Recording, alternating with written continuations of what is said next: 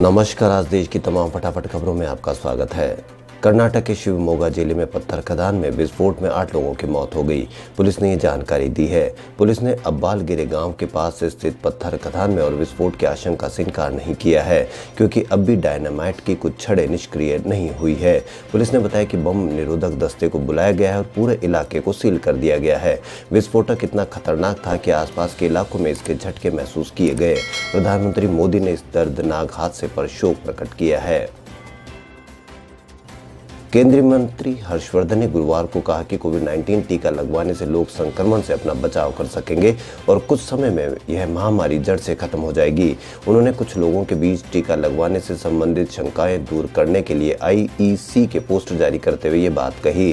केंद्रीय मंत्री ने टीकों से संबंधित सुरक्षा और प्रभावकारिता पर टिप्पणी करते हुए कहा कि ये विडंबना है कि एक ओर तो दूसरे देश हमसे टीके मांग रहे हैं, वहीं दूसरी ओर हमारे देश में एक ऐसा वर्ग है कि जो कि अपने संकीर्ण राजनीतिक फायदों के लिए इन टीकों के बारे में गलत जानकारी फैलाकर संदेह पैदा कर रहा है।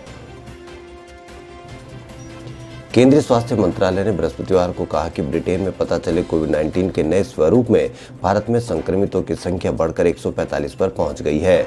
मंत्रालय के मुताबिक इन सभी लोगों को संबद्ध राज्य सरकारों ने निर्धारित स्वास्थ्य संस्थानों में अलग अलग कमरे में पृथकवास में रखा है। उनके करीबी संपर्क में आए लोगों को भी पृथक रखा गया है। सहयात्री, परिवार के लोग और अन्य के संपर्क में आए लोगों को पता लगाने का कार्य व्यापक स्तर पर शुरू कर दिया गया है। संसदीय समिति के समक्ष पेश हुए फेसबुक और ट्विटर के अधिकारियों को गुरुवार को मुश्किल सवालों का सामना करना पड़ा कि उन्होंने केंद्रीय गृह मंत्री अमित शाह का अकाउंट नवंबर में ब्लॉक क्यों किया था। गुरुवार को मीटिंग का एजेंडा नागरिकों के अधिकारों का संरक्षण, सोशल मीडिया, न्यूज़ प्लेटफॉर्म के दुरुपयोग को रोकना और महिला सुरक्षा से संबंधित था, लेकिन सूत्रों ने बताया कि अधिकारियों से सवाल किया गया कि शाह का ट्विटर अकाउंट क्यों ब्लॉक किया गया और ऐसा करने का अधिकार किसने दिया।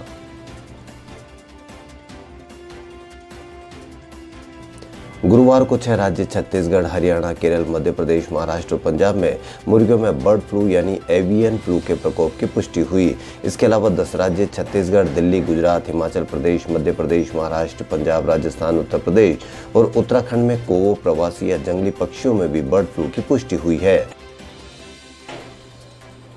कांग्रेस के पूर्व अध्यक्ष राहुल गांधी ने किसान संगठन और सरकार के बीच कई दौर की बातचीत के बाद भी गतिरोध बरकरार रखने को लेकर केंद्र सरकार पर निशाना साधा और कहा कि उसे रोज नए जुमले बंद कर कृषि विरोधी कानूनों को रद्द करना चाहिए। उन्होंने गुरुवार को ट्वीट किया कि रोज नए जुमले और जुल्म बंद करो और सीधे सीधे कृषि विरोधी कानून रद्द करो। गौरतलब है कि हजारों की संख्या में किसान दिल्ली की सीमाओं पर पिछले करीब 2 महीने से प्रदर्शन कर रहे हैं। इंफॉर्मेशन टेक्नोलॉजी पर संसद की संसदीय समिति ने गुरुवार को फेसबुक और ट्विटर के वरिष्ठ अधिकारियों से उनके privacy policy, content management, data protection policy और हेट स्पीच से निपटने व उनकी रणनीति से जुड़े मसलों पर सवाल जवाब किए। सूत्रों ने बताया कि सांसदों ने फेसबुक के वरिष्ठ अधिकारियों से पूछा कि व्हाट्सएप की नई प्रस्तावित प्राइवेसी पॉलिसी का भारत में व्हाट्सएप इस्तेमाल करने वाले उपभोक्ताओं के लिए क्या महत्वपूर्ण है और उन पर क्या असर पड़ेगा। कृषि कानूनों को लेकर केंद्र सरकार और किसानों के बीच गतिरोध दूर नहीं हो पा रहा है।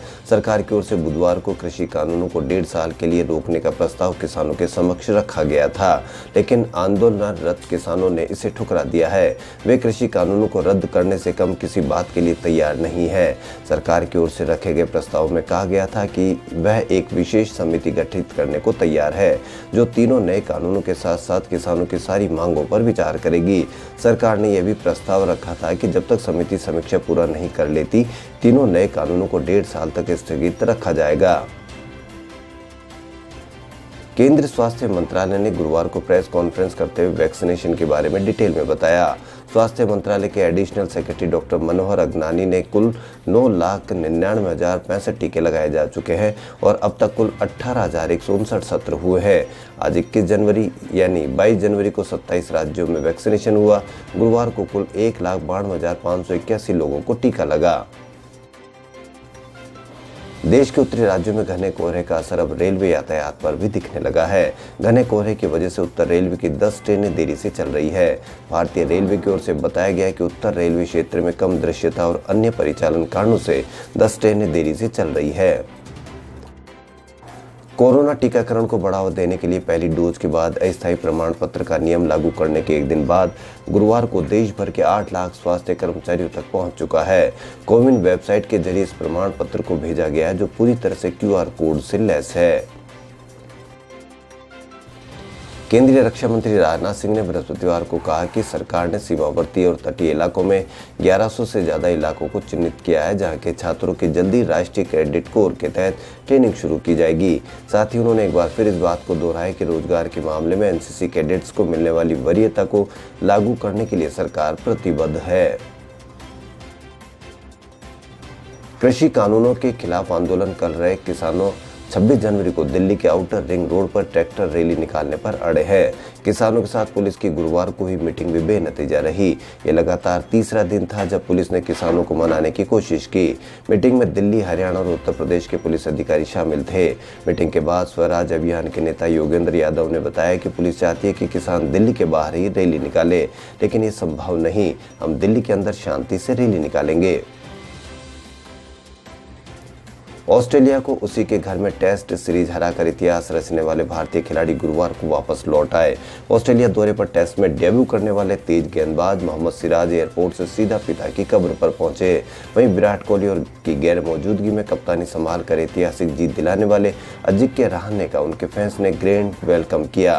सिराज ने कहा कि अब्बा की मौत के बाद जब मैंने घर फोन किया तब मेरे परिवार वालों ने उनके सपने को पूरा करने के लिए कहा।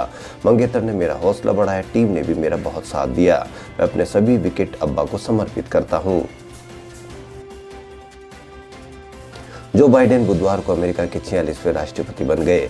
पद संभालने के बाद चंद घंटे बाद ही वह एक्शन में आ गए। उन्होंने ताबड़तोड़ 17 एग्जीक्यूटिव ऑर्डर्स पर दस्तखत कर दिए। सबसे पहले उन्होंने मास्क पहनने को जरूरी किए जाने वाले ऑर्डर पर साइन किए। पहली बार राष्ट्रपति कार्यालय पहुंचकर बाइडेन ने मीडिया से कहा कि मुझे कई काम करने हैं, इसलिए मैं यहाँ हूँ। मुझे लगता है कि मेरे पास बिल्कुल समय नहीं है, वक्त बर्बाद नहीं किया जा सकता, तुरंत काम शुरू करने जा रहा हूं। मैं पहले ही बता चुका हूं कि अगले 7 दिन में कई एग्जीक्यूटिव ऑर्डर्स पर साइन करूंगा।